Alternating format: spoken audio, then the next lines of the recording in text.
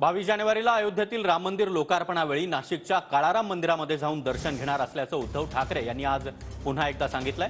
22 जानेवारीला नाशिकच्या पंचवटीमध्ये देखील दर्शनासाठी जाणार असल्याचं उद्धव ठाकरे म्हणाले। तर उद्धव ठाकरे कोणत्या तरी मंदिरामध्ये जात आहेत हेही नसे थोडके। उपमुख्यमंत्री देवेंद्र फडणवीस यांनी उद्धव ठाकरेंना हा टोला लगावला। 25-30 वर्षांनंतर न्यायालयाने राम मंदिराच्या बाजूने निकाल दिला।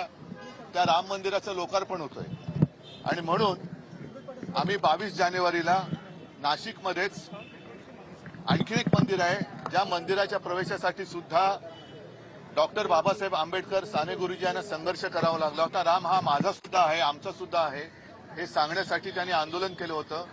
त्या काळाराम मंदिरामध्ये आम्ही जाऊन तिथेही रामाचं दर्शन घेऊ। साधारणतः 6:30च्या सुमारास संध्याकाळी 22 जानेवारीला आम्ही काळाराम मंदिरात जाऊ।